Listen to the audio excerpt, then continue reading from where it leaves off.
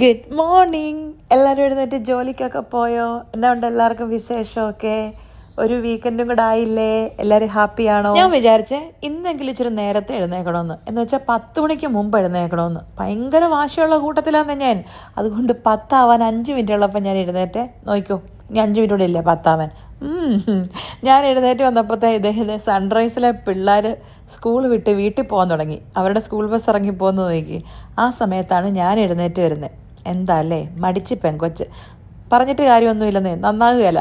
ഞാൻ എന്നും രാവിലെ എഴുന്നേൽക്കുന്ന ഉടനെ ഈ വിൻഡോയുടെ അടുത്ത് വന്ന് ഇങ്ങനെ നോക്കും കേട്ടോ. എൻ്റെ ഹോസ്പിറ്റലിൽ ഞാൻ ജോലി ചെയ്യുന്ന പ്രസ്ഥാനം അവിടെ തന്നെ ഇരിപ്പുണ്ടോന്ന്. കഴിഞ്ഞ 13 വർഷമായിട്ട് എൻ്റെ സ്ഥിരം കാഴ്ച ചെയ്താ എൻ്റെ രാവിലത്തെ കണി.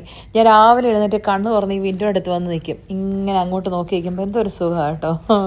അങ്ങനെ രാവിലെ എഴുന്നേറ്റു, കുളിയെല്ലാം കഴിഞ്ഞെന്ന് പറയണമെന്നുണ്ട്, പക്ഷെ കുളിച്ചില്ല. പല്ലൊക്കെ തേച്ച് ഫ്രഷായി. ഇന്ന് എന്നെ കാണുമ്പം ഒരു പ്രസരിപ്പ് ഫീൽ ചെയ്യുന്നില്ലേ? എവിടെയോ ഒരു പിരി പോയാലാണ് നിങ്ങൾക്ക് തോന്നുന്നതല്ലേ? പക്ഷെ സ്ഥിരം പോയതാണ്ട് അങ്ങനെ തോന്നാൻ വഴിയില്ല. പക്ഷെ ഇച്ചിരി പ്രസരിപ്പുണ്ടെന്നേ. എന്നാന്നല്ലേ ഞാൻ പറഞ്ഞു തരാം. ഇന്ന് എന്താ ലിറ്റിയ രാവിലെ എഴുന്നേറ്റ് കണ്ണാടിയുടെ മുമ്പിൽ കിടന്ന് ഇമ്മാതിരി തത്തിക്കളിക്കുന്നതെന്നല്ലേ? എനിക്ക് എത്ര അങ്ങോട്ട് ഒരുങ്ങിയിട്ടും മതിയാവുന്നില്ല. എന്നെ തന്നെ കണ്ടിട്ട് എനിക്ക് വല്ലാത്തൊരു സന്തോഷം.